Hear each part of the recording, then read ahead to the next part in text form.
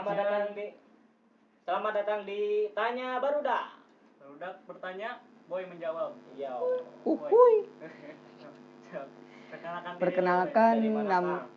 Perkenalkan nama saya Faisal Hardi Boy. Boynya asal Majalengka. Majalengka. Itu lain Majalengka, Tangerang Selatan, tempatnya di Jonggol. Iya. Pekerjaan saya magician. Iya. Dulu saya penjual tahu. Dan sekarang jadi magician. Iya. Karena saya telah bisa membongkar sulap ini. Iya, so, tunjukkan ke kamera tuh. Merah ya, semua merah. Udah, itu aja. Saya tukang merusak sulap sebenarnya. Iya. Karena saya dulunya penjual tahu, jadi nggak terlalu suka sulap lah. Sukanya tempe. Ke intro lah, masuk ke intro.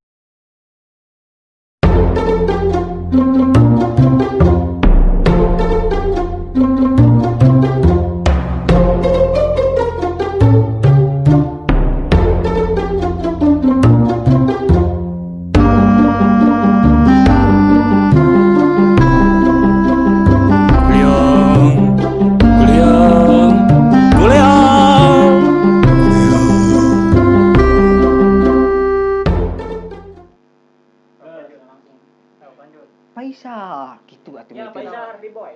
Ya. Saya mau bertanya nih, Kang. Kan Akang dari awalnya penjual tahu. Ini masuk ya hubungan percintaannya, Kang. Sedikit. Akang seorang penjual tahu bisa mendapatkan pacar apa enggak, kan? Cewek-cewek nggak preme penjual tahu. Nggak preme. Ini mah pira penjual tahu. Tahu bola, tahu kotak. Saya tuh dulu pernah punya pengalaman yang sangat-sangat menyakitkan, menyiksa, jahanam, lebay anjing. Enggak lah. Percintaan ya seperti biasa, seperti orang-orang lain, orang-orang remaja, layaknya orang-orang remaja yang baru mengenal cinta. Iya. Ya seperti itulah, bucin-bucinan. Nggak sampai segini gimana sih, cuman biasa kayak gitu aja. Bisa ke tempat wisata pakai boxer. Dah. Ceritain dulu latar eta nanti jadi tanah kumaha. Mulai dari pembongkaran rahasia Nadine Makarin. Iya mah, lamun ada perlu kemarin ceritakeun lo ceritakeun, udah perlu ya ceritakeun. Inti iya mah menghargai. Itu mah ulah itu mah. Naon aja latar belakang? Kenapa seorang boy bisa seorang pedagang tahu bisa bucin gitu? Jadi bucin deui, kada bucin deui. Nah, kada bucin deui. Pan geus dijawab tadi. Hah? Pan geus dijawab tadi. Nah, latar belakang bisa jadi tukang tahu, misalnya jadi lulus perjalanan gitu. Perjalanan hidup boy sebagai tukang tahu dari awal sampai sekarang. Jadian dia tunanya perjalanan hidup boy dari awal sampai sekarang menjadi penjual tahu yang sukses di Sauna. Dulu tuh saya sebenarnya agak sedikit nggak tahu emang ini motivasi atau kayak gimana. Ya saya nggak tahu. Kalau dulu tuh saya di SD paling sering dibully. Saya orangnya suka dibully sampai pernah masuk ke kelas waktu SMP. Masuk ke kelas dan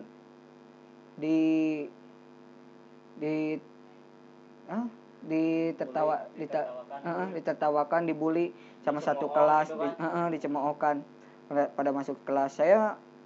Dari situ saya berpikir kenapa menghadapi dengan lapang dada. Kenapa gitu orang-orang itu kenapa jahat sama saya, padahal saya nggak jahat sama dia. Mungkin Anda pernah busiat kali. Enggak, saya belum pernah busiat. Tapi saya pernah beol di celana. Enggak, saya pernah. Bukan karena itu, karena penampilan saya mungkin dulu culun. Iya. Karena keculunan itu mungkin jadi mengundang untuk dicemoohkan sama teman-teman saya dulu. terus pada saat itu masuk, saya berpikir kenapa bisa saya kayak gini, apakah saya emang tidak pantas untuk dihargai. Dari situ saya berpikir, terus berpikir, dan ya alhamdulillah bangkit. Saya akhirnya mau belajar gitar karena sempat dibelikan gitar pada kelas 3 SD mungkin, belum pernah dipakai, dan kalau mau diajarin juga susah, nggak mau. Nggak ada media seperti sekarang, YouTube ya? Nggak ada. Dulu tuh nggak ada inilah, lingkungan juga. Emang lingkungan suka sama musik sih, kakak pemusik, AA ya pemusik. Dan adiknya jadi penjual tahu. Dan saya sendiri yang salah mungkin jadi penjual tahu. Karena karena itu. Ada hikmahnya dibully. Tapi ada hikmahnya. Dari dulu tuh saya dari itu saya berpikir bahwa harus ada yang saya gali gitu. Dan saya lihat gitar.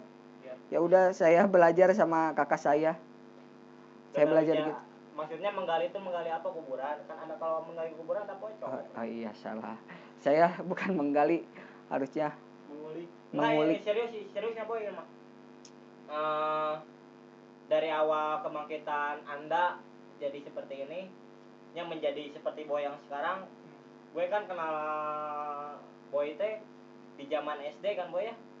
Emang gimana ya? Aduh, campur lagi dong. Emang gimana ya? Emang kelihatannya mah culun, tapi saya ngerasakan gitu boy, Kak boy merasakan bahwa maneh cek bahasa Sunda nama maneh teh boga bakat terpendam gitu, tapi punya bakat terpendam, tapi ente dieksplor ku diri maneh sorangan. Mungkin di umur eta pas maneh menang bulian eta nya jadi ke punchline buat ngeksplor bakat yang terpendam. Terus punya band juga enggak boy? Enggak dulu belum sempat sampai situ, dulu masih belum indie, belum menekuni, baru masih belajar. Terus pada waktu naik ke kelas 8 itu kan SMP kelas 7 waktu dibully itu. Pas waktu naik ke kelas 8 saya belajar gitar, dan akhirnya ada praktek gitar. Pada saat itu saya mencoba, walaupun ya masih jauh lah dari kata bisa, kata sempurna, masih jauh. Saya memberanikan diri. Tapi akhirnya saya David Mabalung atau ya salah. Dapat applause dari teman-teman saya, dapat tepuk tangan, dapat dukungan. Menjadi beri motivasi lah bagi saya pada saat itu. Dan dari situ mulai saya dihargai oleh teman saya, dan alhamdulillah saya pada sampai sekarang menjadi seperti ini. Dan sebagai gitaris. Terus dengar juga pernah ikutan lomba ya, walaupun ada yang juara ada yang enggak, tapi tetap nombokan kan gitu kan. Nombok. Itu waktu SMA. Pada saat itu cerita baik udah panjang ya mah. Baiklah ya. Waktu itu teh pernah saya masih belajar main band gini. Terus ada guru saya namanya Pak Bambang Abdul Thalib. Terima kasih, itu mau berjasa pisan. Manggil saya sama teman-teman saya, manggil saya nggak seorang. Itu bentar revisi instruksi boy.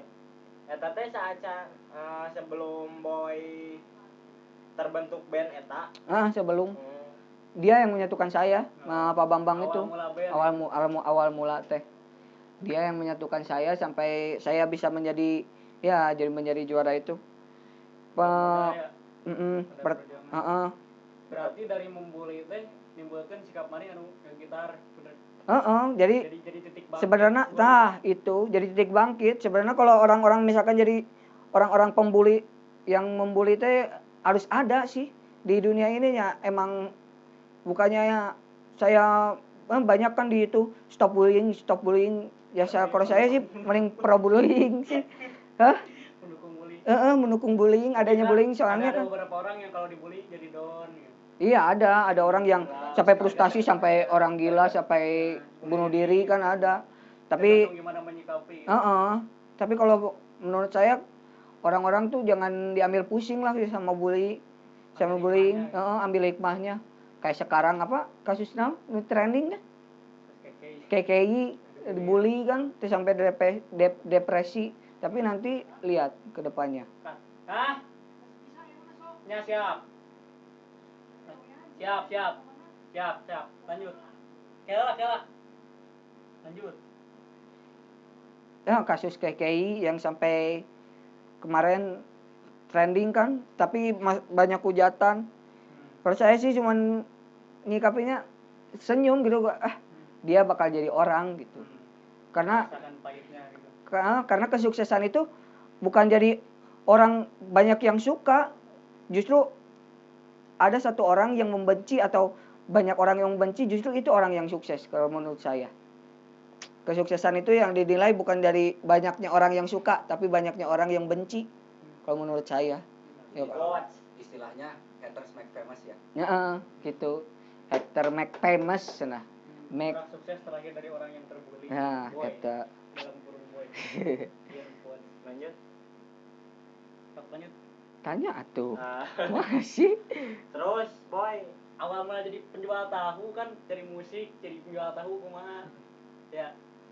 Awal mula jadi penjual kita mau diceritakan. Emang mau lanjut sama percintaannya. Percintaan remaja gitu kan kita kalau boy, saya remaja ya. Pas misalnya kan eta di bullying awal kebangkitan boy bermain musik sampai terbentuk boy kan penampilan culun teh kan susah mendapatkan pacar. Nah, iya susah mendapatkan pacar. Culun dibully itu kan pasti ada sosok yang menemani itu. Aya. Kumaha boy pas awal ada penolakan atau kumaha gitu. Atau tidak berani soalnya dibully gitu. Karena saya dulu pernah sempat down pas waktu SMP. SMP percintaan saya ya nggak terlalu mikirin cinta sih kalau dulu ya, suka sama orang ya suka aja gitu loh, nggak sampai anak-anak SMP ya. Anak-anak SMP ya kayak gitulah, masih suka main. Pernah waktu itu saya sekali malu saya SMP. Jadi pelajar Ya pernah. Terus SMP mah waktu itu saya pernah ada satulah cewek yang saya suka. Saya suka waktu SMP. Saya pernah nembak dan ditolak mentah-mentah. Dan dari situ saya berarti harus mengubah penampilan gitu. Enggak ke situ. Dulu tuh masih karena nggak bisa mengubah penampilan ya karena keadaan juga belum mampu untuk berubah gitu loh. Jadi ya kalau menurut saya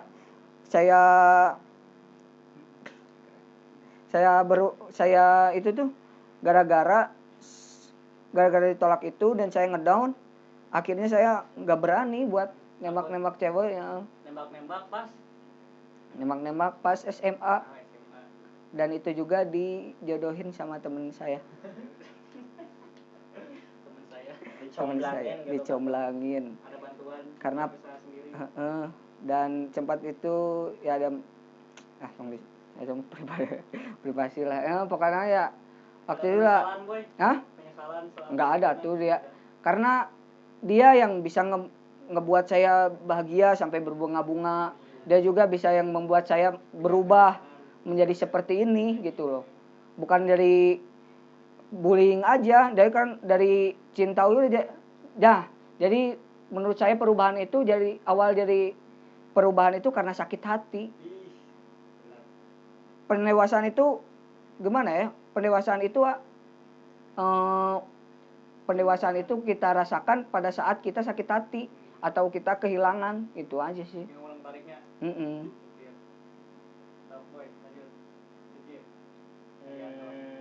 Sempat seberapa lama sih boy sama yang sampai ngebuat boy berbunga-bunga, seberapa lama hubungan? Ya lama, mau udah hampir 2,5 tahun lah. Terus sampai sekarang gimana? Cinta pertama saya, hah? Terus sampai sekarang gimana? Hubungannya masih baik-baik aja apa gimana? Baik-baik aja, kita masih kontekan, masih Enggak, maksudnya hubungannya udah putus. apa? Oh, backgroundnya udah putus. Background Udah putus ya, Boy ya? Hah? Udah putus sekarang. Ya gitulah. Sekarang boy kerja. Dan dari situ dah saya mulai menekuni bisnis tahu itu. Saya masih mencoba yang mencari formula buat buat mencari tahu. Oh, karena dan ternyata tahu yang enak itu dibuatnya menggunakan perasaan dan cinta.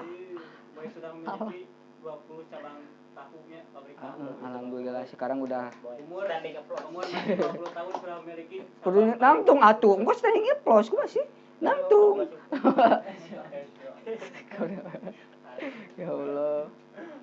Boy ada kata-kata quotes buat anak-anak sekarang yang masih dibully dan mau berubah. Aduh.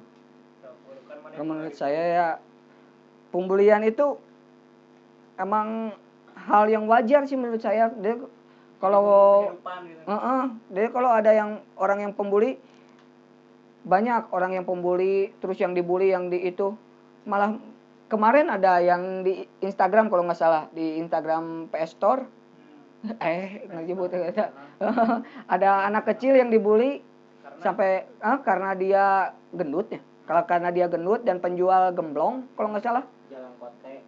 Oh ya, Jalan Kote, penjual Jalan Kote.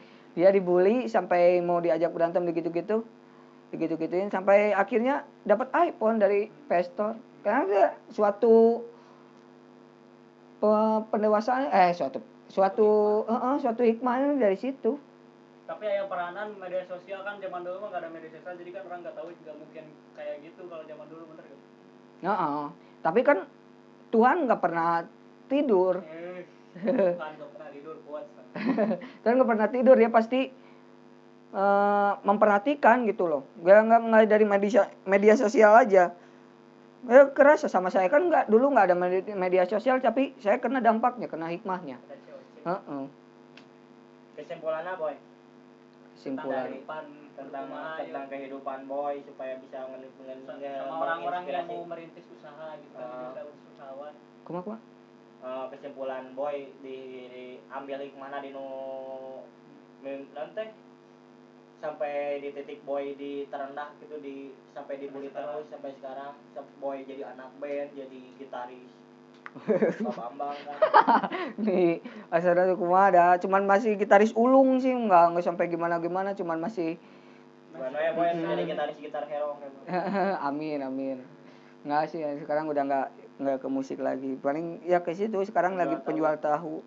Masih menekuni tahu. Udah memiliki berapa cabang Boy tahu?